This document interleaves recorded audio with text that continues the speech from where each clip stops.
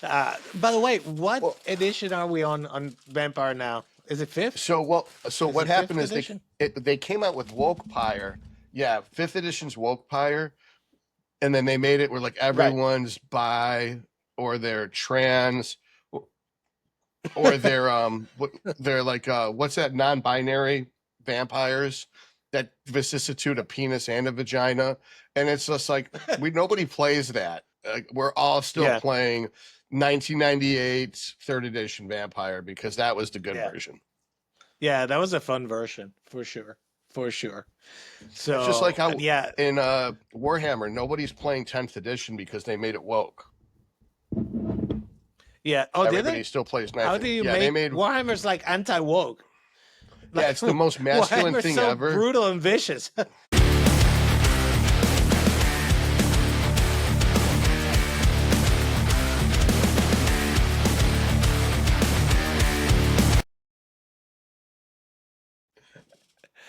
Oh my God. All right, we are recording. Welcome to the Rise 41 Geeked and Jacked podcast. I'm here with Todd the Man Lee, Dr. Todd Lee. And we were just talking, and this is Gonzo, your biohacker, nerdy host, master of ceremonies, all that good stuff. And we were just talking about like every time I see the doctor here, he's freaking bigger. This is ridiculous. It's just ridiculous. And that's all I'm gonna say is if you want to get big, follow this man's advice. Go to Anabolic University, go to his YouTube channel, learn all the things. Even an old guy like me can get like look, this is I've never in my life, bro. All right, Never. bro, hold on. Let's up tutorial time. When you stick your arm out, first stick your arm out. Okay. Out. Now lean the opposite way. Sit way. Okay. Yeah. Now I want you to supinate your palm by externally rotating your humerus right there. Now I want you to take your pinky finger and stick it in your ear. Crap. And then lift your elbow up. Lift your elbow. Lift your elbow up. Oh lift my your elbow God. up. Okay. And then drop your shoulder down. Okay. And then push your elbow forward and Oh. rotate your thumbs back. Oh. So that's my first different lesson in this posing. and that. That's my first lesson in posing. All right, guys, for the viewership, you just got your first lesson on a bicep flex. Yeah. So hey man, how are you doing tonight? Everything good? Yeah, I'm a little behind on food, so I'm finishing up on this meal. I hope your fans don't mind. That's a bodybuilder thing, is that we're constantly eating. And I try to eat in between podcasts, but this time, yeah, it absolutely happens. It happens. Let me see if I can share this screen so we can talk about things. And let's see, and we can put it in, put it out. There we go. There we go. All right, cool. All right, man. So let's get this thing started. So what's going on in any nerdy things that you're working on? Anything you want to like share with the guests? Because I got all kinds of stuff. I've been watching Andor. I don't know if you've been watching that. No, we've been reactivated a Vampire the Masquerade Chronicle that I started in 1996.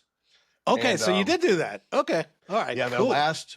Our last game session was the Binding Ritual, which is the winter solstice in Mexico City. And the former region of the Sabbat, Melinda Galbraith, challenged me on the current region of the Sabbat. And we basically had a wordy repartee. And I ended up winning the argument, which she didn't have to use powers, even though she's a Toreador. She's 5th generation child of Helene. So like Helene, she's master of dominate. But she basically sold her soul to Nurgle, which was also Shaitan. So she has all these immunities. So when in a previous several stories ago, around 2002, I murdered Shaitan. And so her infernal overlord died, so he no longer had control over her, but she got to keep his investments, but she was in torpor. So in 2003, I killed Assam, the antediluvian of clan Assamite. Oh, the And it Assamites, started, and it started the Gehenna. So all the fourth gens rose as all the third gens died. So all these people we defeated and all these fifth gens we defeated are back now. Like Mithras is back, Tiamat's back, Miktantahuatli's back, Eric Eigerman's back. All like Tremere woke up, booted Goratrix from Goratrix's body, stole Goratrix's body. Solid's walking around in Tremere's body.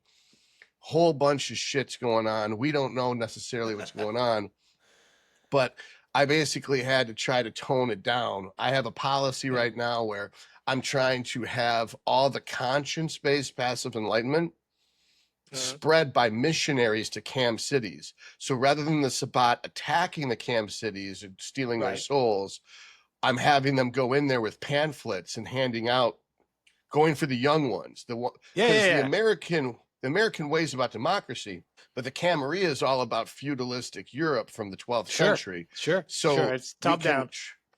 Yeah, so it's like, hey, you're not going to be able to hang on to your humanity forever, but on the same notion, you should be able to pass for human so that the Inquisition can't find you, because the Society of Leopold had teamed up with the U.S. government, and so there's Homeland Security is hunting down vampires. Wow. So we're gonna need to be able to blend in, just like the Camarilla was designed by Raphael de Corazon in the 1450s at the Convention of Thorns, when the Camarilla is founded. By the way, that's my character's sire. Oh, really? Just so you know. You're sired by Raphael de Corazon? That's some in that chronicle. That's haughty lineage. That makes you seventh generation then. All right. Yep. That's right. Which was hilarious in our game, because the game was capped at 9th gen, but when I threw the idea out at the storyteller, he was like, "Yeah, sure, let's roll with it." But he never told me what generation I was, so I had to play it like I didn't know, which was super fun. Raphael's 6th gen. All right, so here we go. So I basically, her whole point is, the Sabbat shouldn't hide. They can stay here in Mexico City and they're safe with me, blah, blah, blah. And I'm like, that's fine. If anyone wants to stay here, I'll appoint Melinda as the Cardinal of Mexico. I'll bloodbath her tomorrow. But for the missionary work, rather than fighting the Camarilla, we can't fight the Camarilla, fight the antediluvians, fight the lupines, fight the technocracy, and fight the U.S. government all at the same time. Let's instead teach the Cam our religions, and then let the Cam fight amongst each other and start diablerizing each other. That by having, then that will draw the attention of the U.S. government, the Society of Leopold, and the technocracy, and keep heat off of Montreal, keep heat off of Detroit, keep heat off DC, keep heat off of Mexico City. Meanwhile, we're all going to be in Alamut, since I cleaned it out of the Assamites, doing the real job of fighting the Gehenna War. And so that's kind of how that game session went. So let me ask you, one of the things that I find hard in Vampire, and specifically when running a chronicle that's high powered like that, is that the power levels get so almost abstract, that it's I mean, I guess storytelling is everything at that point. There's I assume there's very little dice rolling or whatever. It's mostly spoken, I would imagine. I could do the math. So for instance, let's say someone's talking shit about me and I don't like it. I know every single person who thinks ill of me within a mile with spirit callinism level 4. I can use will over form vicissitude 8 up to the range as permitted by my spirit callinism. So for me to rip their head off their body with vicissitude, it's dexterity plus body crafts. Well, my dexterity is a 9, my body craft's a 9, but I've got ecstatic agony, which gives me +5 to any test I make. All right. And I'm specialized. The difficulty for rending someone is 7, which is a 40% chance in a die 10. but I'm specialized, so it's a 44% chance in a die 10.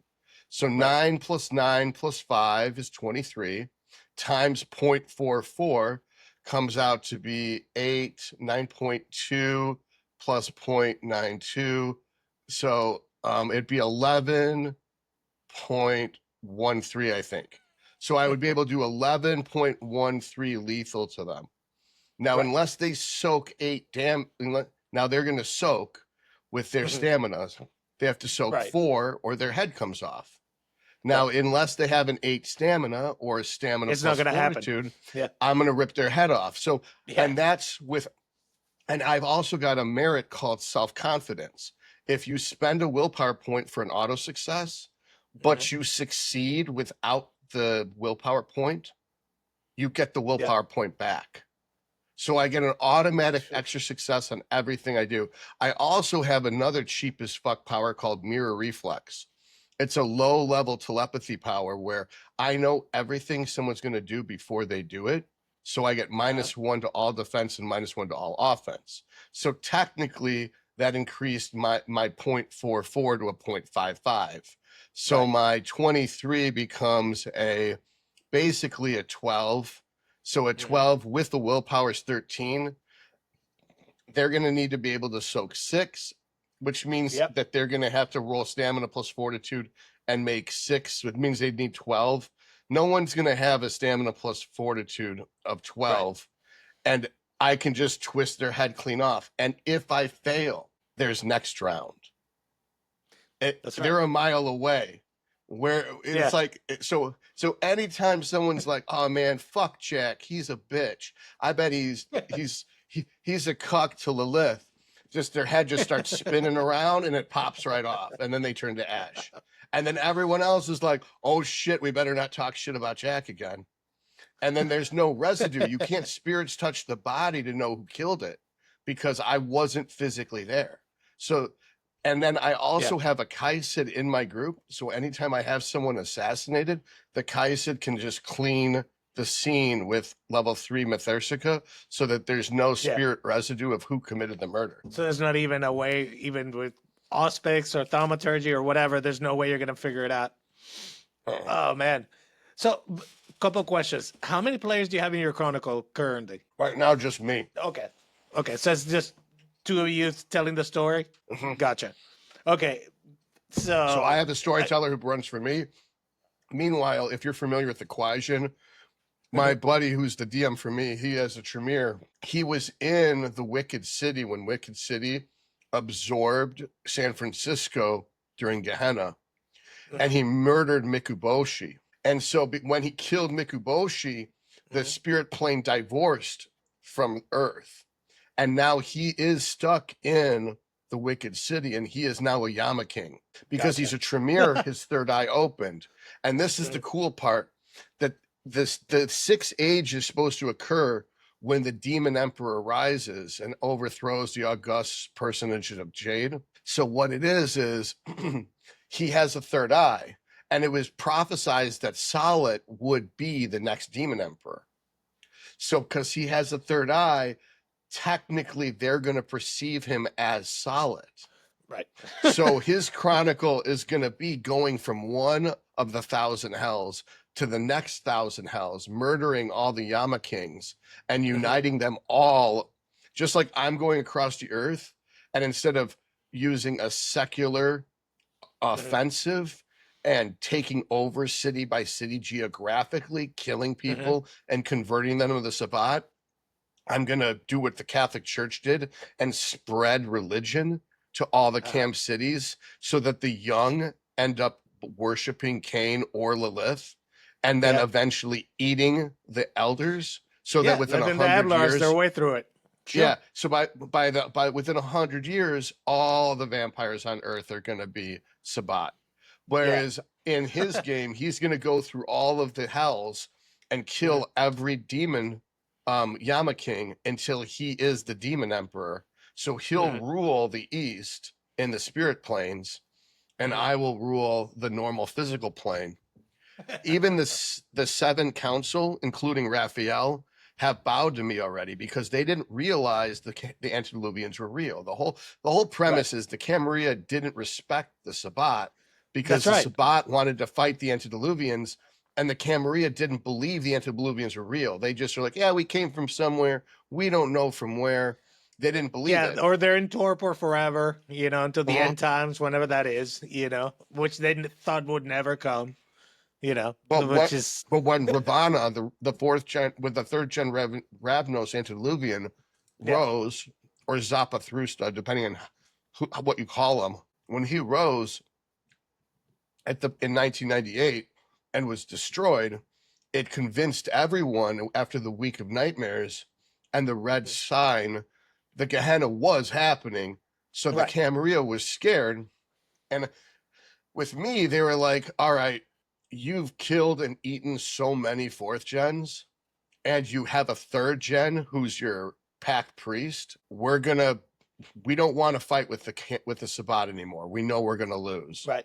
You're Right. right. We want to help. So the inner circle bowed down to me. So I actually put the inner circle in my consistory. So whereas originally the consistory were the cardinals and the priest guy, and now it's also the inner circle of the Camarilla. So there's an extra sub branch of government to the Sabbat. You guys have this like figured out, like top to bottom. By the way, what Well, edition are we on Vampire now? Is it fifth? so Is what it fifth happened is edition? they came out with Woke Pyre. Yeah, fifth edition's Woke Pyre, and then they made it where like Right. everyone's bi or they're trans or they're like what's that non-binary vampires that vicissitude a penis and a vagina, and it's just like nobody plays that. We're all still Yeah. playing 1998 third edition vampire because that was the good Yeah. version. Yeah, that was a fun version for sure. For sure. It's just like So, how and yeah, in Warhammer nobody's playing 10th edition because they made it woke. yeah. Oh, did Everybody they? still plays How 9th. do you Yeah, they make made. Warhammer's like anti-woke? Yeah, Like it's the most masculine Warhammer's thing so ever. brutal and vicious. They Like basically how made it how do so like you they made it about hmm? feminism, where now that there was female custodians the whole time, and there was female, they like retconned a bunch of shit to make it woke. It's like Okay. Kathleen Kennedy got her hands on Warhammer, but they fired the woman at um Amazon that was the Kathleen Kennedy analog, so that Right. she can't fuck up Warhammer because Warhammer's way too big of a deal. Yeah. I mean, Warhammer's got probably what 40 years or so at least of lore and books and versions and all that. Yeah, I've already told you my bone to pick with Warhammer was when I finally had the money to actually have the miniatures set up and a decent army. They changed the rules on me, and I said no more, never again. I just couldn't do it. I'm a broke ass college student. I can't do that. And now I could, but actually I say that no, I'd rather spend my money on a new car or something. I don't know. It's still absurdly expensive. It's just So absurdly expensive. If you want a yeah, divorce, Tren and Warhammer. That's that is the combination. That's the Tren and divorce in a Warhammer. bottle. Tren and Warhammer would be the best divorce you Oh could my possibly gosh, get. that Tren is one of those things. As I learn more, like Tren is one of those things that to me that sounds like.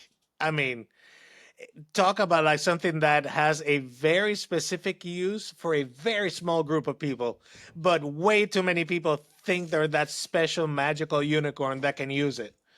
And it's like, why would you do that? Why would you apply the wrong tool for the wrong application? So anyway, I don't know. It's funny you use that analogy because I pictured the dead unicorn with Uh, Voldemort drinking its blood in Harry Potter as episode 1. I yeah, was like, that you're like this prancing unicorn and you're like, life's perfect, let's get even more perfect, and then yeah. and it's like, hey, I've got something for you, and then Tren jumps on you and just ruins your life. Tren is like the meth of the bodybuilding community. It really is. It's and you and I have talked about like I have this divergence or this in my head of like, I love the idea of performance, but I like the longevity aspect. And Tren is so anti-longevity. It's just so hardcore. It does what it does really well, let's be honest. But the potential harm and sides, and I mean, I don't know. I guess like anything else, if you want to be super competitive, and bodybuilders by definition, competitive bodybuilders, pros, are hyper. They're already like that 1% of the 1%. You know, at my gym currently, I think there are literally two IFBB pros, and there are hundreds of people who are members at that gym. Hundreds. And there's So only one for sure. One for sure. The other one, I'm not sure. I haven't talked to him. so But yeah. my gym, Uh-huh. there is 12,000 members. Uh-huh. There is one IFBB pro. It's just you. That's There's it. me, and then there's a classic physique guy who retired. Okay. Yeah. Yeah. We got one guy for sure. And another one, like I said, I suspect I'm not a close friend of his yet. You know, I'll talk to anybody, but I just haven't struck up a conversation to make sure, and see. It's so funny. There's definitely a certain etiquette in how you become friends and the way the social dynamics work in the gym. It's really, really interesting, especially since I'm Really? older and some of these guys are kids, it's a little different. So I don't know anything about this etiquette. Tell me about etiquette. that's How- because you don't care. That's because you don't give a crap. But I just there's want- definitely like I've had people come up to me like, so what's your cycle? I'm like, do I know you? Are you a federal agent? What is this? what is this? What is this craziness?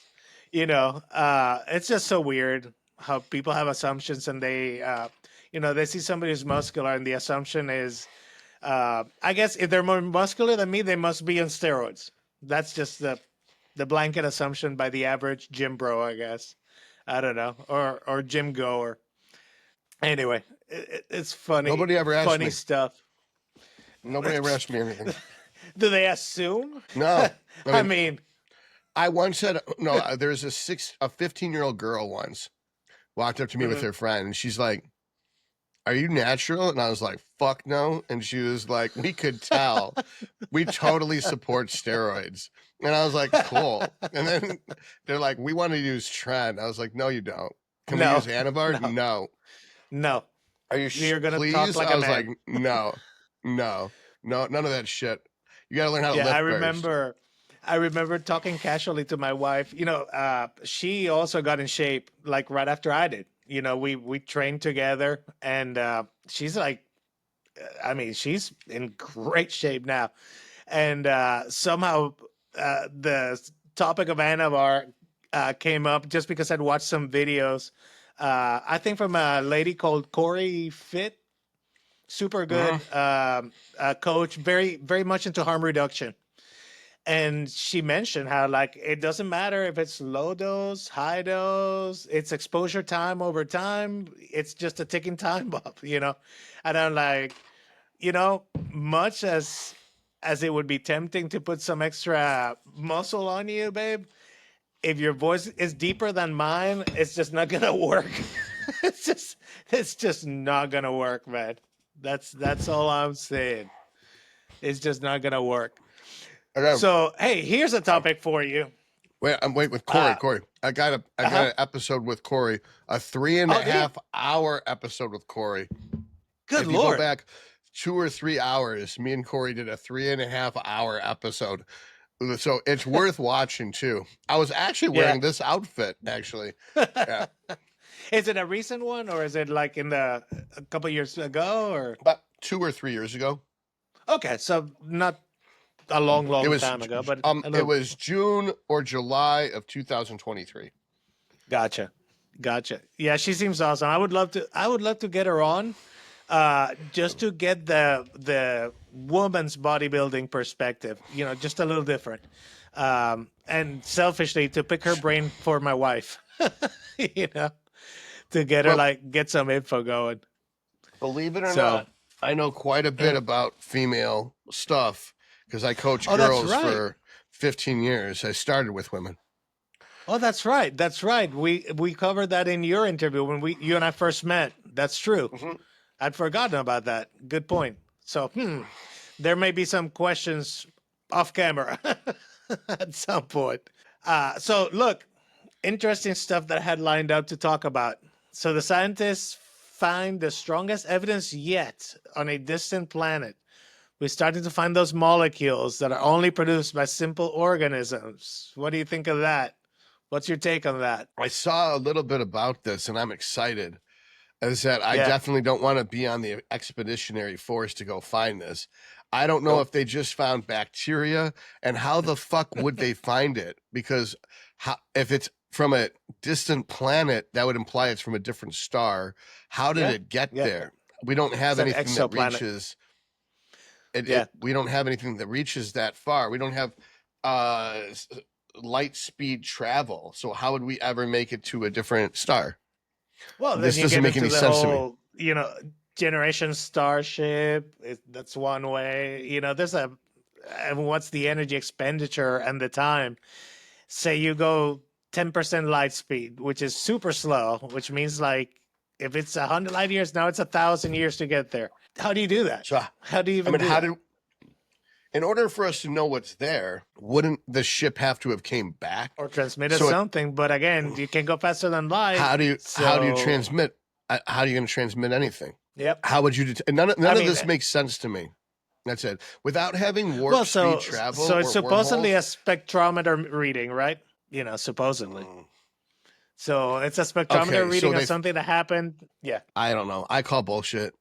I would love for it to be true. I just don't think it makes Yeah. any fucking sense. Like we somehow got a rover into a different planet and that it went driving around and it got a sample of a bacteria and then analyzed it with some like a microscope and then sent us Right. a clear enough image to where we can No, that tell would be that it's the eukaryotic organism. None of this yeah. makes sense to No, me.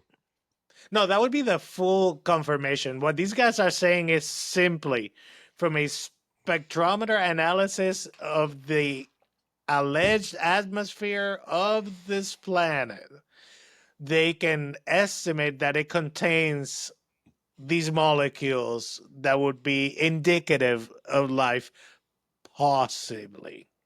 All right, so That's there's as some far as it goes. nitrogen and water vapor. That's what they're saying. Yeah, There's a planet that has I nitrogen guess, and water vapor. or All possibly right. methane. I forget. Yeah, I forget what the details are, but supposedly it's a remote chance. And if So it is, what does it all, even look like?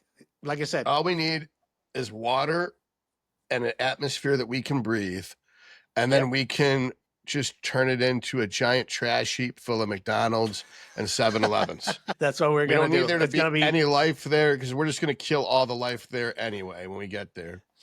maybe we are like Agent Smith said in the Matrix. Maybe we are viruses like humans, and we'll just spread Maybe. ourselves throughout the universe. Oh, Maybe. humans are totally cockroaches. Yeah, There's no yeah, question I could about see it. it. And I wonder, with the Fermi paradox, like, where's the aliens? How come we haven't heard anybody? If there's all these billions of worlds, maybe we are cockroaches, and the rest of the universe is like, screw that. We don't want to talk to those guys. We don't want to be anywhere near those guys. The joke about the spaceships as they fly by the Earth, they roll up the windows because it's a sketchy neighborhood. Maybe it's like that. I don't know. Maybe the aliens don't want us to know about them at all. Who knows? There's the Endor thing, of course, that I was telling you. Go watch it. It's pretty cool. I think I you'll watched like it. season 1. I haven't seen Yeah. season 2 yet. I'm gonna watch season 2 probably next. Yeah. I'll So I rewatch will say season this. 1 before I watch season 2. Definitely, definitely. Do that to be up to speed. I will say this: the first two episodes of season 2 were kind of like, but then they bring it back on 3. On 3, it's like, okay, we're back to the story. So Because it's worth Andor watching. season 1 was slow as fucking dirt for the first 2 episodes too. Yeah, It didn't it's pick so up the for a setting. while. Yeah, but this one, it moves. It's just like, why did they choose this particular story thread for a second? But then there's a payoff on episode 3 that you're like, okay, so that's why we're going this way. So, and they got Krennic in there now, which is great. Let me And run he to the doesn't break bathroom really character. quick. I'm gonna be Yeah, right go back. for I'm it. gonna run to the bathroom. Yeah, man. We'll do this. This is live, people. This is how it works.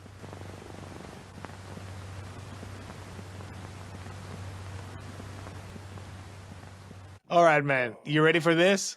I got something else All for right. you. All right. All right. If you're ready for What's this, next? I got something else for you. Check this out. All right. Do you know what this is?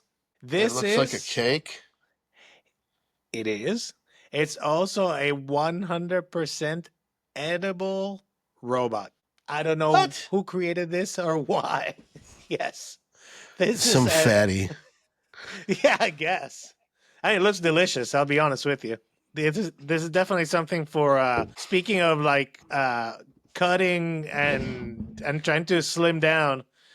If you're hungry and on Tren, you don't want to see this thing. You know what's funny? With Ratatouille, I have no cravings whatsoever. Really? So Ratatouille is a fucking miracle. it kills the food noise for sure. So Man. Terzepati does even more for me, but Retta does it. Retta definitely does it. I Do think you if get a they little bit put of the hard stuff like with Retta? no, I don't know, but No? I think they should put it in Okay. prisons because Why? because it's like all cravings go away.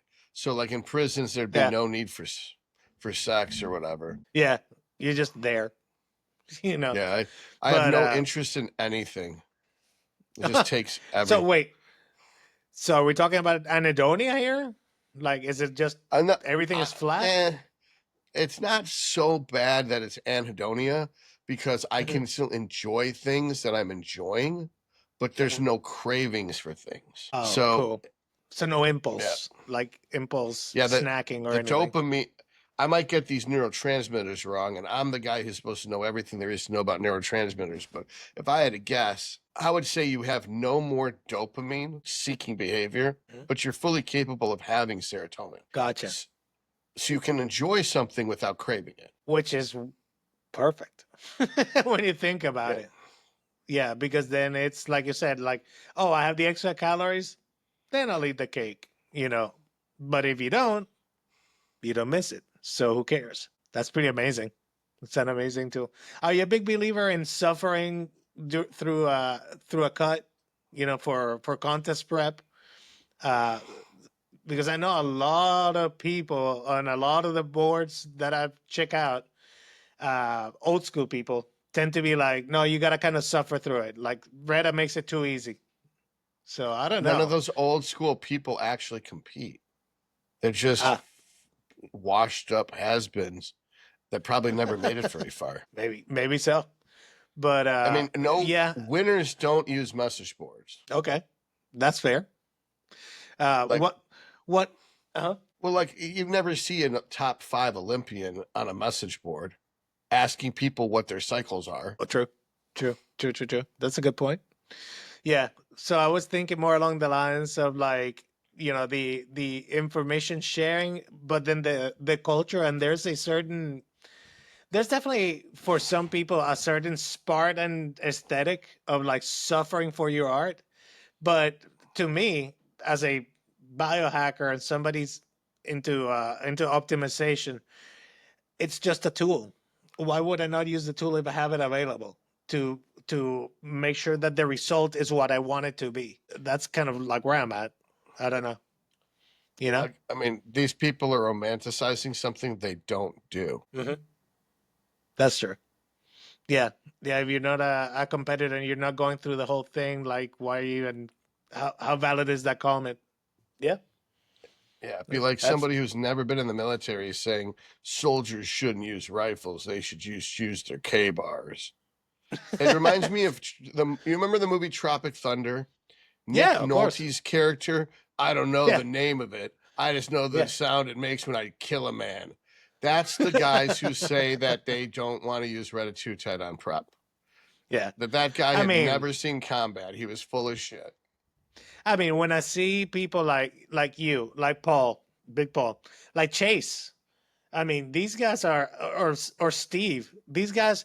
Now, granted, Steve doesn't compete, but by God, he's huge. Like no doubt that like the dude could compete if he wanted to. Uh, and they're getting the results, and they're using it. Well, So zero size, downsides. see, size is not the biggest factor. That's the Hmm. biggest mistake people make on the outside looking in. Hmm. Size in the off season is almost meaningless since it's almost always bloat from using high doses of test and Right. serostim. It's how lean somebody is. That's what makes them a real bodybuilder. So it's literally so the way to see it to me is starting to sound like the day of the show is like unveiling a painting. This is it. Right. The painting is done. Yeah. Judge it You're, now. and that's why I say you're not a bodybuilder unless you step on stage. It's because you've never actually finished the project. Gotcha. So that's why it's like somebody like me is a hobbyist. Well, like Basically. it'd be like someone saying they're a musician and be like, oh, okay. Have I heard any of your songs? Well, I don't make songs. It's like, well, well, okay, do you play in a band? I don't need to work with others. My work, I do all my art on my own. It's like, okay, do you have a recording of your art? It's like all my Right. recordings are up here. That's how stupid it sounds to me when someone says that they're a bodybuilder, but they don't compete. It's like, Yeah. motherfucker, Yeah. you're not a musician if you don't have a band or an album. It's like you're not a bodybuilder unless you stepped on stage in your underwear and had cuts on your glutes or somewhere. That's yeah. Yeah. That's and by the way, that is a there's a whole other aspect beyond the physicality and the difficulty of being on stage. It's the mindset of being an entertainer when you are on stage, owning that stage. That's a whole, so that's the performance piece. And Right. I don't think most people realize how hard it is to get out there and smile and post.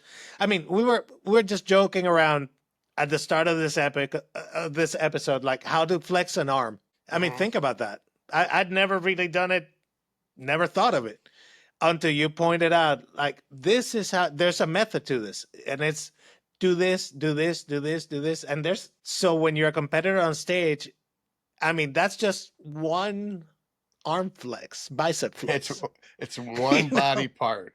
You've got a whole Yes, body, and then you that got you to have to show. smile, Uh and huh. it's got to be, and you got to do it to the music. And you didn't Yeah. pick the music. It's Oh, just really? random That's music. And it's also you're against everyone else on stage. So you need to yeah. be able to get the whole audience to look at you and not them. That you on the And then stage. These guys are on and your own then stage. you need to be able to feed off of their positive energy, Hmm. redirect it into the audience as you suck the energy out of the people you're competing against so that they lose confidence as you gain confidence, project the confidence, entertain the audience, and Hmm. then your confidence grows from their cheering. And then you're able to then that crushes their confidence on the sides of you. And then you then redirect it into the judge, and the judge moves you to the middle, Wow. all while posing and Yeah. smiling and not breathing and not sweating. And that's So not even the sport of bodybuilding that people, I'm a bodybuilder, but they have right. no clue what bodybuilding is. It's like asking, it's like nuns calling themselves porn stars. It's like Yeah. dudes at the gym calling themselves bodybuilders. Right. Right. We're gym bros ultimately. I like how Paul he puts it really well. Like most of us, 99% of us are gym bros. either little gym bros, medium-sized gym bros, bigger gym bros, but ultimately gym bros. You know, very few are true competitive bodybuilders. So, and by the way, you gotta let me know as far as events and stuff, so that at some point I gotta go and experience a show to like What really state are truly you in? start understanding it. Yeah, What state are you in? I'm in Alabama, so close to Well, then, Florida, Georgia, I guess. then the next biggest show in the world is the Pittsburgh Bro in 2 weeks. Hmm. That's going to be like a mini Olympia, but that's quite a drive for you. Yeah, that's Um, that's it. I'll be doing the Daytona Pro Okay. in September 27th, but that's a classic show, so it's not Hmm. going to be nearly as impressive as seeing an open pro bodybuilder show. Gotcha. But Gotcha. if you subscribe to Nick's Strength and Power, he'll keep you posted on all the big shows and all the results of the big shows. All right, But I'll do you're that. kind of in a cultural wasteland Yeah, down I'm in the there. middle of nothing. Yeah. Just I can't mellowness. think of I guess Florida's anything the there. closest. Yeah. Alabama has, you've got the panhandle of Florida and you've got Dallas, and there ain't Yeah. shit else. Yeah. As far as big shows like that. Yeah. Yeah, because at some point it would be nice to like meet up with you guys and see what you do. Like really, really understand it.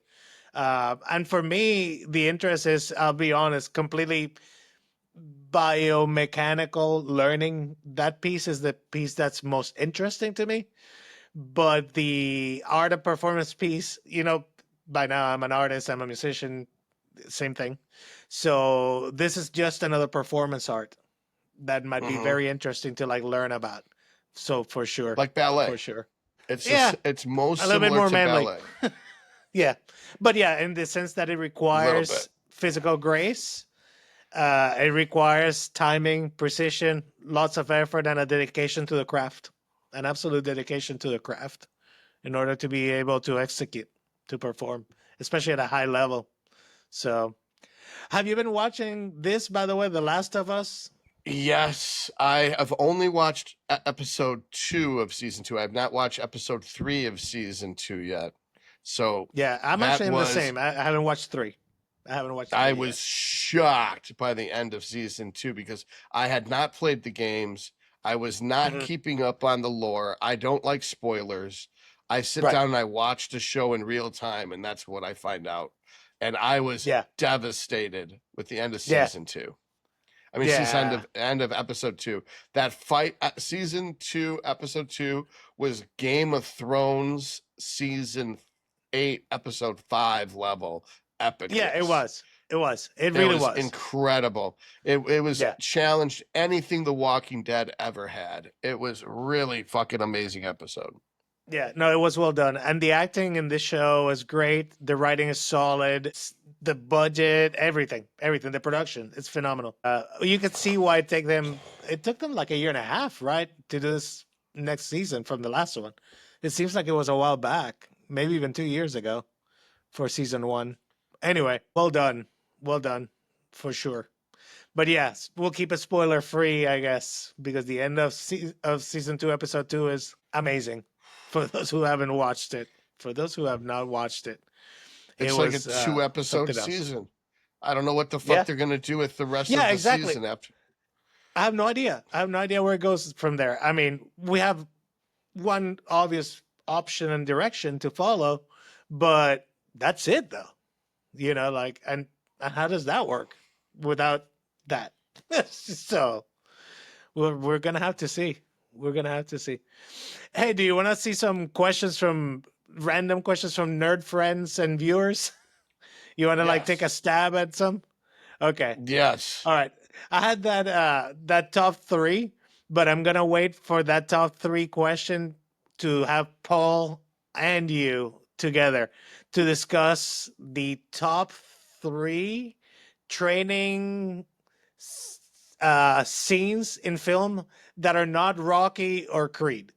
Okay. Rocky I and am Creed is so out, lost. but training All right, montages. what the screen saying something totally different from what you're saying. Yeah, it It's is. It saying is how because this does is what I was thinking. So this is what I was thinking of asking all right, you and Paul. favorite live action training scenes that cannot That include cannot Rocky include. movie. Yeah, Oh, because Team that's too America. easy. Oh, Team America. okay. All right. I did not think of that at all. That was not one Team that came to America. mind. It has to be a Oh movie. man. Oh, All I right. mean, it's a training scene, so TV show might be Hot okay. Shots Part 2. Ah, Hot part Shots Part deux. 2. Part Yeah, 2. part deux. Um, I remember that. Okay. and then there is this Korean movie about this girl who I think it's called Scene, not C with Jason Mhm. Momoa, but it's Right. like Scene. But this is a Korean crime drama about some Okay. girl who joins the Korean underworld and then Oh, I've rises never through its seen this. ranks to murder the person who killed her father. She's like an undercover cop, and it's Oh wow. so good. Okay. Yeah. Okay, I've never seen this. Koreans make some good ass shows, man. But I like Have a you lot of seen? Korean stuff. Were you ever into the John Woo old Hong Kong Oh style yeah, stuff? of course. Okay. Yeah. Okay. All right. Cool. Hard boiled's where it's Yeah. at. Hard Hard Boiled's an boiled. amazing movie. Amazing movie. Hard That was boiled. that was Chow Yun Fat, right? Yep. Before he got yeah. Before he got old. Yeah. Yeah. Yeah. That one and it was Hard Boiled and what was the other one? The Killer, right? That Killer. was the other Yep. yeah, which was amazing. Yeah, that's when John Woo had no budget and had to do all the things, with the camera and wires and oh my god. Yeah, there was some phenomenal movie Another making one there. was American Sniper. There's a good training scene where Bradley Yes. Cooper, and that was real weights he was lifting. Yeah, by the way, that I heard that he put like 20 pounds of muscle for that role or something. So like he actually did work hard at it. So kudos to that guy, as far as movie transformations, and for actors. That's something else that definitely we should cover at some point in Geeked and Jack, like actors who really truly transformed, to like do their roles. And I'm talking like, there's the muscular approach like Bradley Cooper or the Marvel guys, there's that. But then there's people like Christian Bale and like the Machinist. I don't know if you've ever seen that movie where he lost like I know about 80 it. I know pounds. about it. Yeah. Well, he was literally drinking a cup of coffee and an apple a day to like get down to that crazy weight that he was. And then a year later, Batman goes back up to 180 pounds, which is it can't be good for you. I mean, you suffer for your art, I guess. That's a lot of money. Yeah, but still, ooh, I That's don't know, man. you'd be surprised what I would do for that much money. Fair. I guess that's fair. So, anyway, so let's move on to the couple of questions, rapid fire questions for Doc. This can be a sequence, Questions for Dr. Todd. Just see what comes out. Here we go. No filter. All right, viewers' question. I don't know why this is cockeyed, but we'll figure it out. How does being a nerd cross over with working out? Does it make you more analytical? I don't know. If you play D&D or RPGs in general, did you find your gaming changed as you got jacked? Did you go from being a ranger to a fighter to a bard in D&D as you got more into exercise? All right, so this is actually a good question. All right, so being analytical makes you better at bodybuilding for sure. It lets you shape your Absolutely. physique and look the way you want. It also keeps you out of the ER or out of the cemetery when it comes to using PEDs. Yeah, that's true. Because if you understand alchemy, you can understand anything. As Mhm. far as how has it changed your gaming experience? If you go to like a league play or if you go to a live action group, it changes the dynamic of the entire room. That a lot of the Yeah. nerdy dudes are going to hate you and then some of the girls talk to you because there's not usually that many good-looking people that go to those things. So you can mop the fuck up if you go to a LARP and you're jacked. And I mean That's that a in the good point. literal and figurative sense of the word. That if you're playing vampire, you almost are obligated to buy awe just because. That if you show Just up to without apply much it. of a shirt, just like you can't hide like obfuscates out of the. You can walk around like this all you want. No one's fucking Yeah. buying it. Everyone's Yeah. like this as soon as you walk around. So Majesty. I would just fucking majesty the shit out of it. It's just bow down and pray, and I might not step on your skull. But seriously though, when you play wizard, people assume you're stupid. That's the best part. So like Yeah. you sit down and they're like, I'm playing a wizard, and they're like, that might be a bit challenging for your first time. And you look at them and be like, What do you say? bitch, I was killing dragons since before you were born. Sit the fuck down. And then I like, by the way the question is phrased. Ranger, like the ranger is the most lame, to fighter, which is like regular, and then to a bard, who of course the bard is like the super D&D, lover boy, charisma guy. I'm surprised they didn't use a paladin. No, man. Blade, singer, bard, multi-class with a swashbuckler. Yeah. I actually be had a character like that. Like It's like Zorro. Yeah. You basically you mark their cheek, steal their purse, and steal their bitch Their all girlfriend. in one turn. Yeah. Yeah, absolutely. Absolutely. Well, I love this question. This was great. It was a great question. I'll tell my friend who wrote this to watch this episode because he's gonna get a kick out of it, I'm sure. Yeah. Let's see. Oh, hello there, G&J crew. Recently bought a replica steel mace that I love. It's full size, weighs a few pounds. Is there any way that I could use it in a workout without killing myself? Or is this just a stupid idea?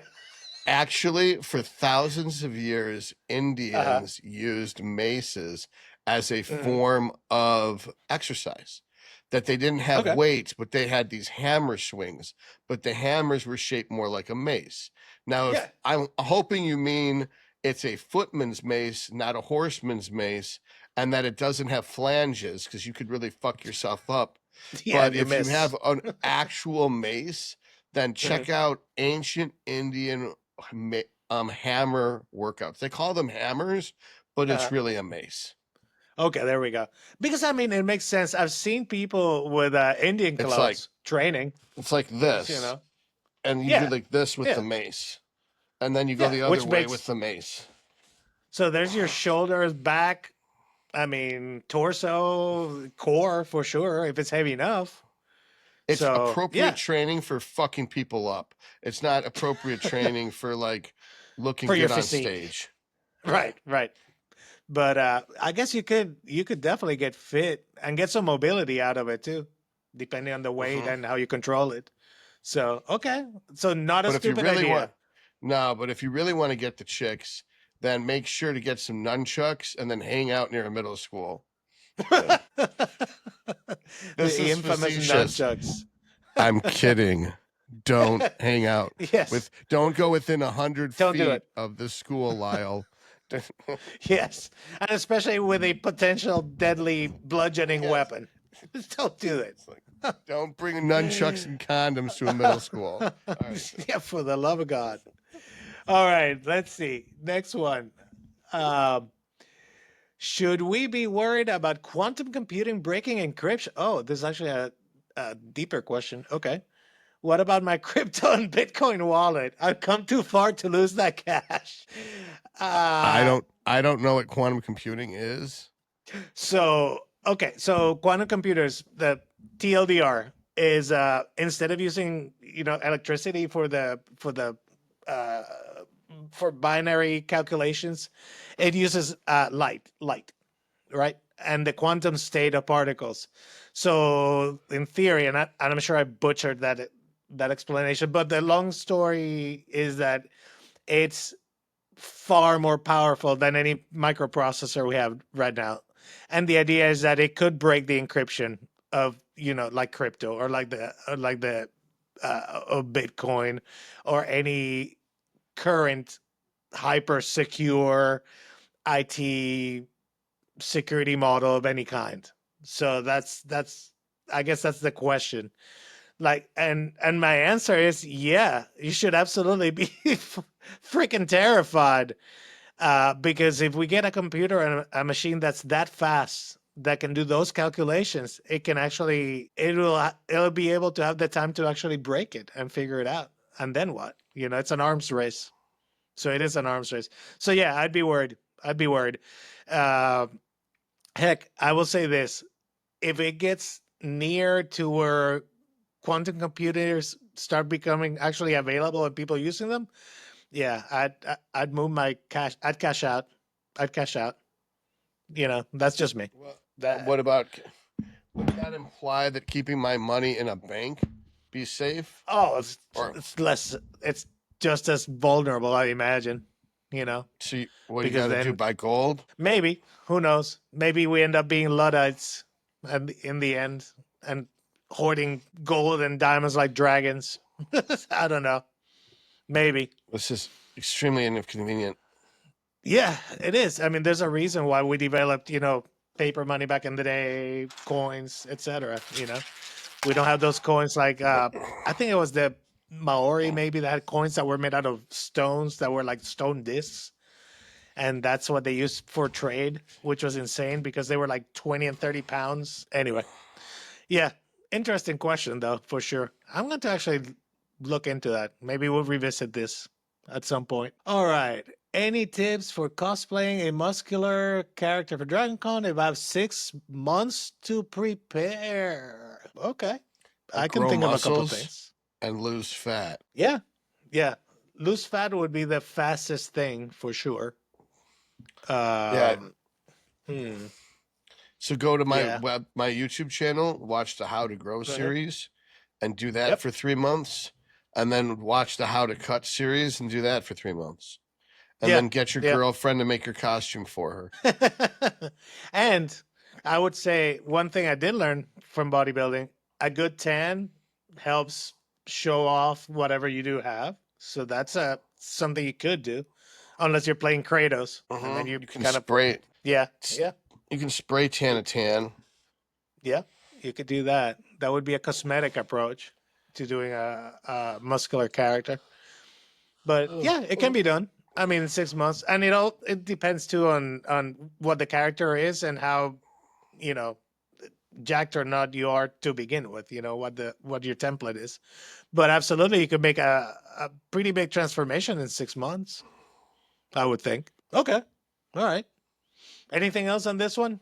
So, guys, No, go to Todd's it's channel. pretty cut and dry. It's pretty cut and dry. Yeah. Like there's no way to crack into that. That'd be like, I need to become a millionaire in 6 months. How do I do that? Yeah. It's Yeah. like, well, I Yeah. have, like, We should say that. We should say that you can definitely make some improvements and changes, but you have to be realistic depending on where you are and what you're trying to do. I think a lot of people, especially nowadays with fandom and movies and seeing these actors like we talked about before that can do these transformations, those people are like they have trainers, they have um chefs cooking those meals perfectly for them. They do the work. They can work out for 2 or 3 hours a day because that's their job now. So you have to temper your expectations with what you can and, do. and even So then, even the best Hollywood yeah. actor doesn't look like Mhm. shit if you put him on even the lowest level bodybuilding stage. Yeah, Not even exactly. Because close. again, it's relative. It's absolutely relative. Yeah, yeah. Because it's one thing to look like, not to take anything away from him, but like a dude like Hugh Jackman looks phenomenal compared to 95% of the population. But compared to a bodybuilder, those are two different animals. Those are two different things for sure. Plus, You know. those are CGI graphics. All his There's that body, too. all Thor's body, it was all CGI. That's not what they actually It look was all like. CGI. Okay, It was because I all know that those CGI. guys are in good shape though. They But got in good there's good shape, shape, but and then there's yeah, it's CGI. Yeah, yeah. the I mean, detail and shit is all mhm. CGI. They're So just smooth as butter. where I noticed that was on Thor, but not on Chris Hemsworth, but on Natalie Portman when she became like Lady Thor, I guess, or you know, she looked phenomenal. But if you look Mhm, at her arms, mhm. those weren't real, bro. There's no way. There's no way. You know, she's very athletic. You know, loved her in Leon the Professional. She was phenomenal as a little kid, but I'm sorry, she did not have 16-inch female biceps. That's not possible. You know. No, So no. anyway, yeah. So summary, kids, go to Todd's channel, see what you can do, and besides, take it as an opportunity to get in shape if you want. You know, that's what I did. I did a Wolverine cosplay when I first lost weight, my first 80 pounds. That's how I did it. I said I want to do Wolverine for Halloween, and it worked out. What's Anyway, funny is that I have never mhm. went as any superhero for Halloween. Dude, you can do whichever one, whichever one you like. You've got the base, so Nah, I never do. oh man, No. you you could definitely do like the hardcore Weapon X Wolverine. You should do that one. You should do that one. I've Like never the bothered. I've never bothered. super fun. I guess we all have our nerdy things. They're all different, but that's If, yeah. I would totally do it. But I think yeah. I went as Jeffrey Dahmer once. Oh, that's a And then that's a. How do you do that one? Do you carry a head then in a jar? and then I went as like a Pablo Escobar one year. It's like, That's an easy one. That's an easy one. yeah, Yeah, just yeah. wore a really bad sweater. Pablo's easy. You know the one I never did that I should do is because I've had people actually ask me about this is uh John McClane from Die Hard. If I take Oh, the really? glasses off, I know that. Yeah, yeah. If I do that like that, I can do I it. gotta see this one. Let me zoom in. I can definitely do that one. Let's Uh, see. Holly, just scream Holly and run through an airport. Yeah, exactly. In a tank top and Holly, barefoot. In a tank top Holly, barefoot. Yeah. And and Holly. and I can actually grow the hair like he has it. Like I got the how do you call these in The English? middle, Yeah, where the it's like that widow's peak, almost like like that the widow's receding peak hairline with kind the of deal. yeah, the Yeah, widow's peak and temporal horns. yeah, yeah. I could do that. So, all right. Should we allow gene editing for super intelligence? I mean, we should allow gene editing for any intelligence. Like You I just get want to make sure, like, raise that lowest common denominator. it's like look, I let's don't get the know. national average up to 100. Let's start with that. Let's not get carried Mhm. away with the 180s. We could just let's just top off the 80s. Like Fair, fair. let's drag So, everyone up to 80 before we worry about 180.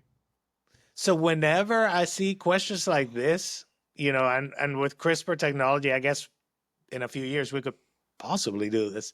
They already are looking into what is it, myostatin blocking, where like people will be like super jacked genetically. Mhm. They're already so from the physical aspect, we already have an idea, and I'm sure in 10, 20 years we could figure it out. But super intelligence makes me think of Khan in Star Trek. It makes me think of the, You mean you know, Spock? so so Khan, who's even smarter, right? Because he's genetically engineered to be superior. So Oh, so that's what I'm thinking. And of course, so my wife and I had this combo, and she's like, so and she's so funny because she went deep into this. She's like, so what countries are gonna have the technology to do this? So the United States, probably some European countries, maybe China if they steal it from us. And then what about the rest of the world? And then the Americans become super intelligent, and then we decide that we have to like rule the world for their own good. Or how's that going to end up? You know, I don't know. And what if you start breeding with regular people? You know, and you're hyper intelligent. Do you pass that along? I don't know. I can think of a bunch of, but the question is, should we allow it? How The funny ethical thing is that? is women wouldn't select for the super intelligent men. They still wouldn't. No. Yeah, yeah, yeah. A woman would take a guy who's 6'1" with an 80 IQ over a guy who's 5'10" with a 180 IQ. You know, I would challenge that, except that I have a 15-year-old daughter, and every time if I ask her, what do you find attractive? He's got to be tall. I swear. Like, just instinctively. I don't know if that's a evolutionary adaptation for protection, I guess, that they find that attractive. Every woman. Yeah, I don't get it. But It makes I no guess, sense. They're yeah. not even better fighters. They're just No. easier to sweep. Yeah. Yeah. It's That's true. a double leg takedown is so much easier on a tall, lanky dude than on a shorter guy with his center of gravity lowest to the ground. That's way lower. That being tall is actually a disadvantage in a fight. Yeah. If it's a hand to hand, probably so.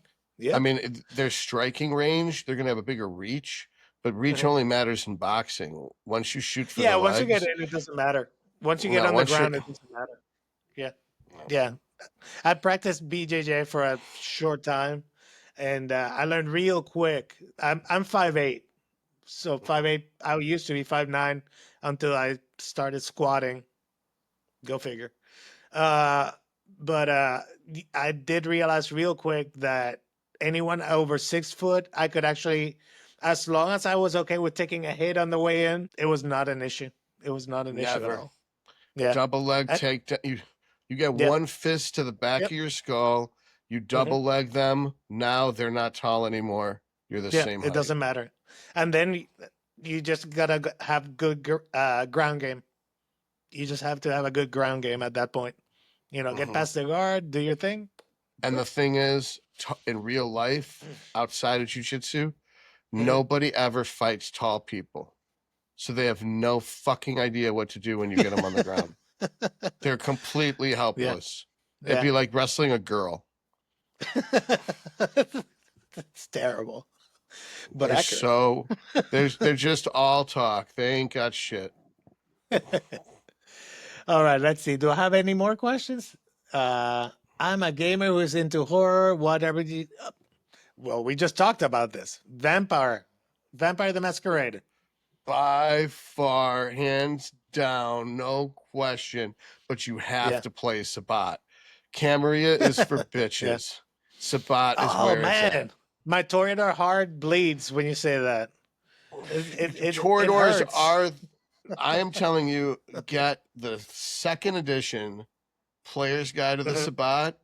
Get the second edition Storyteller's Guide of the Sabbat and Montreal by Night. Get those 3 books. That is the most. And a Montreal game from Black Dog Game Factory is horror as fuck. And if you want to go one step further, get the Wraith the Oblivion second edition. Yes. And get the Spectres. Spectres and Sheol, the Dark Kingdom of Barbed Wire. Those are the most horrific shit ever. Ever since Dungeons and Dragons bought the rights to Call of Cthulhu, it's some hippie kiddie shit. That so the only thing that stayed true is when Black Dog, not White Wolf, but when Black Dog still owned all those cool settings like Montreal, and that's when Vampire was at its best. This is a Black Dog years. Pre-1998. Between 1992 and 1998 is when Vampire was the darkest game that ever existed. It was. Now, do you remember a game called Chill from before? It was older. So I think I'm a little older than you are, Todd. So maybe that's why. Because I'm 50. I'm about to be 54. So yeah. So I'm a couple of years ahead of you. So Chill was kind of cool. Yeah. So almost 10 years. Yeah. So Yikes. Anyway, Chill had the whole mechanics similar to Call of Cthulhu of like madness and insanity. They had Hmm. like that, and it was the whole like you were paranormal hunters was kind of like the setup.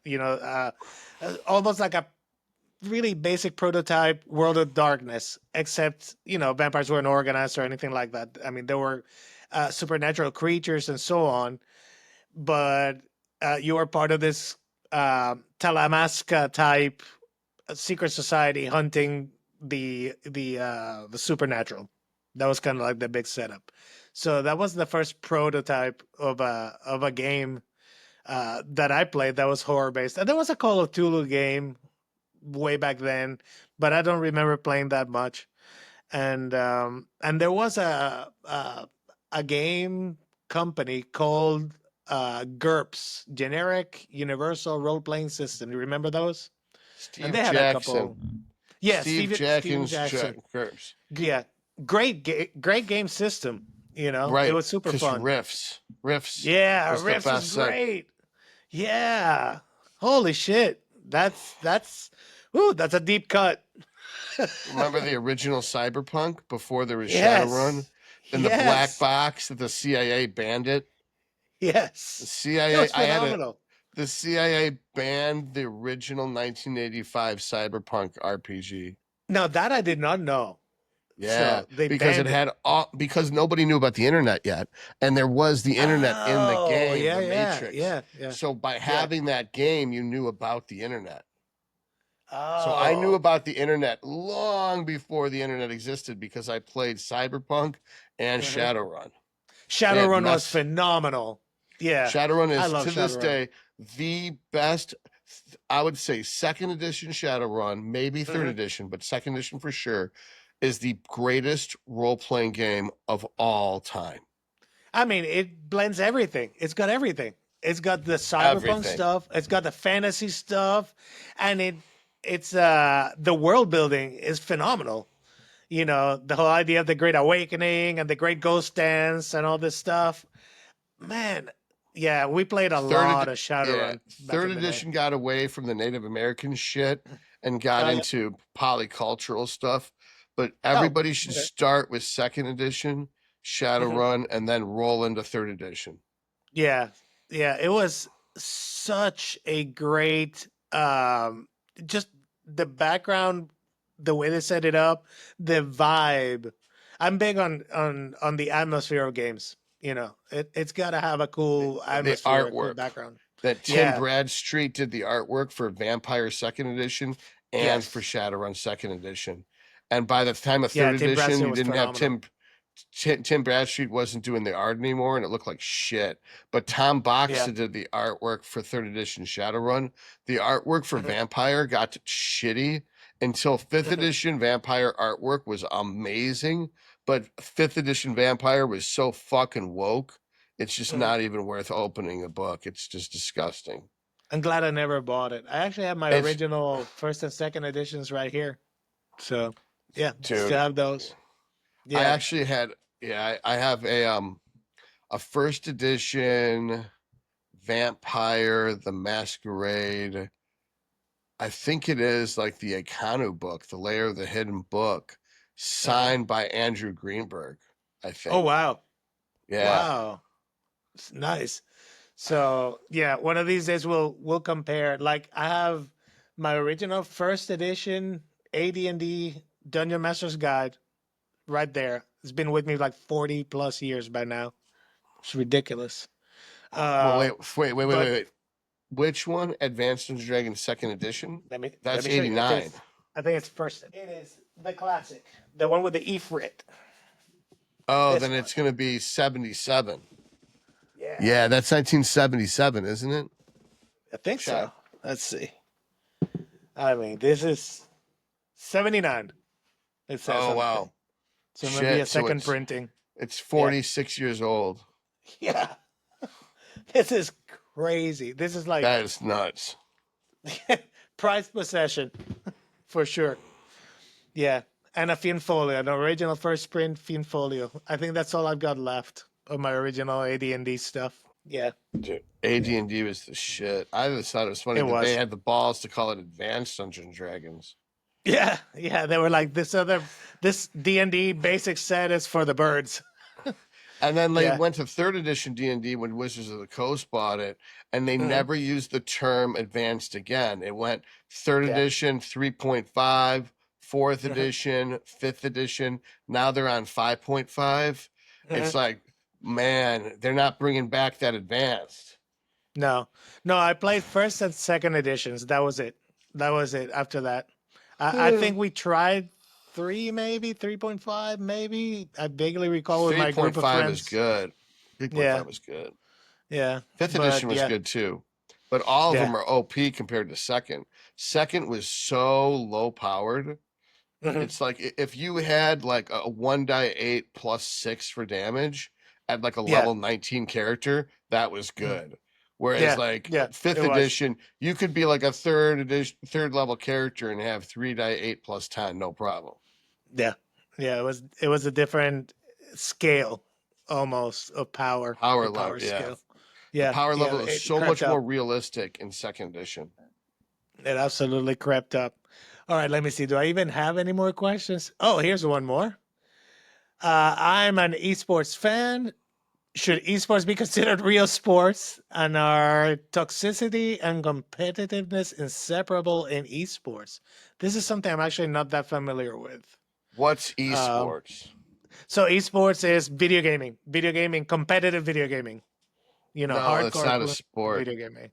So yeah, to me, that's not a real sport. It's competitive, It's but a sport competitive. has to have an element of physical, to me, a physical challenge or a potential to get hurt. Maybe I don't know, some kind of physicality to it.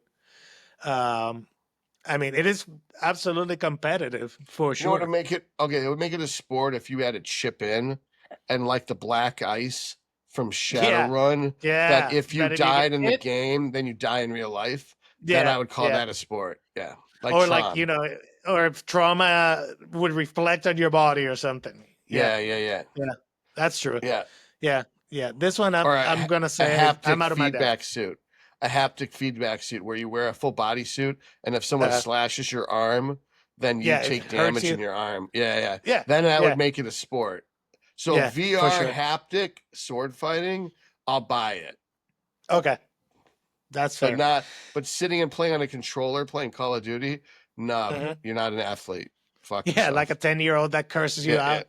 Yeah, and that the toxicity thing, just toxicity is just a manifestation of insecurity. It has nothing Yeah, to do with competitiveness. They're not even yeah, integrated, let alone yeah, integral. yeah. And toxicity in any activity, where, especially when I think of online, where you can kind of hide behind a keyboard, you know, eh, You're a coward. yeah, it's too easy to be keyboard muscles. You know what I mean? It's just too easy. Yeah, I really So want to be able to just lash out and kill people when they make shitty comments.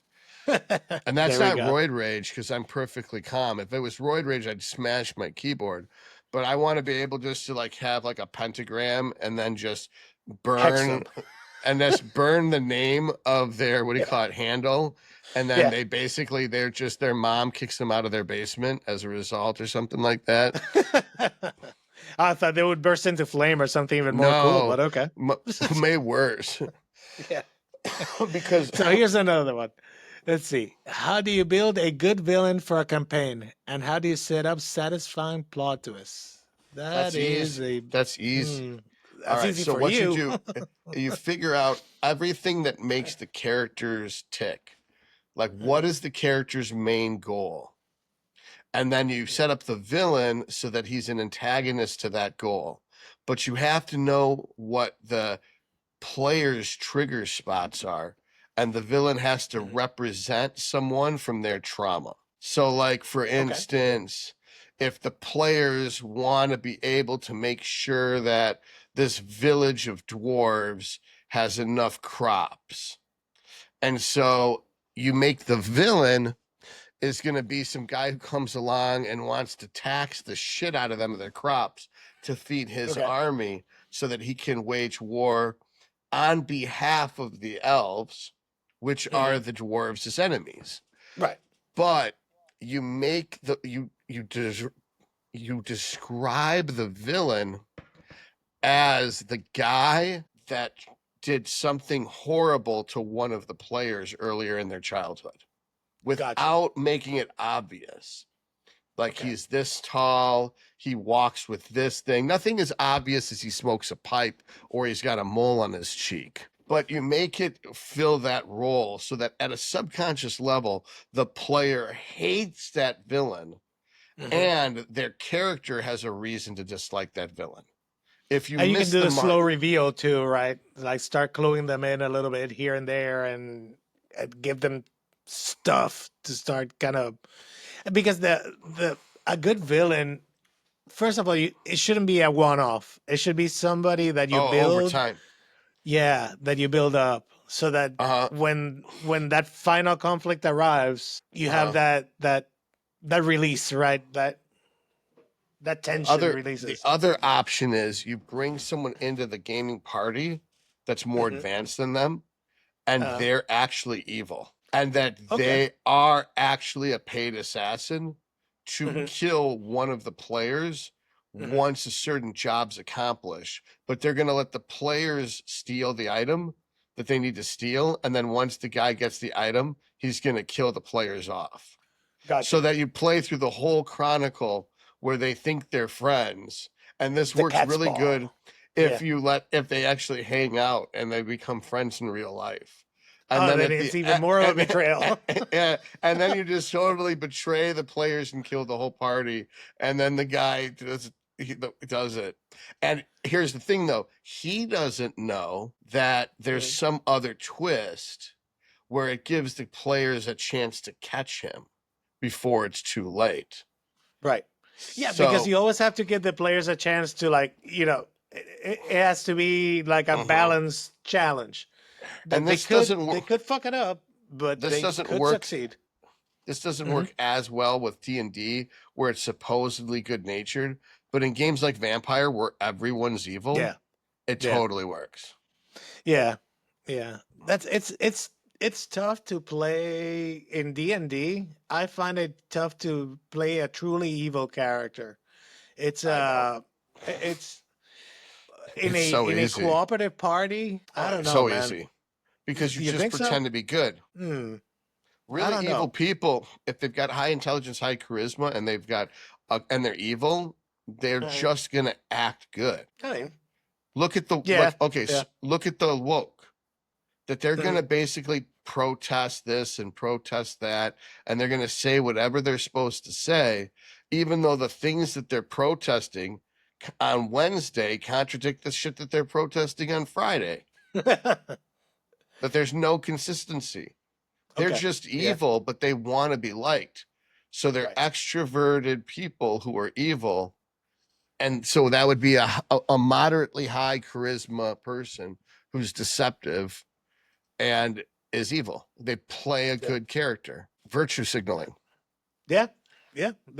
There's always like the true villains, the scariest villains are even worse in the sense that they think they're good. That they think they're doing good. Those are that's a must. That's a must, especially in Vampire, when there's got all these vampire religions, that all of the vampires in Vampire, especially in the Sabbat, believe their way is the right way. Right, that they're doing it for an altruistic purpose, ultimately. That God made them a vampire, and a vampire exists to feed on humans. That humans are farm animals to be fed from and used. So just as a farmer treats pigs and cows, a vampire should treat them, and it's a defiance to God to interact with those animals. It would be like bestiality for a vampire to have sex with the human. Right. And so because they're a lower creature in their ecosystem, in their mythos. Yeah. Now, you just reminded me, we did have a campaign, a few friends of mine once. It was a Star Wars Edge of the Empire campaign. So one of the characters was the Emperor's Hand. He was one of those Emperor's special agents, if you will. and he kept it secret from the rest of the group of the party. And we played that thing for like a year and a half, and only at the end when he started showing some Sith-like yellow eyes and stuff like that, did they finally start getting clued into like what's going on. And the whole time he was kind of like the leader of this group, and they were doing things that they thought were altruistic, but they were actually furthering the emperor's like mission throughout the galaxy. That's perfect. So there you go. Yeah, that was good. That was a good one. You're right. You just reminded me of that.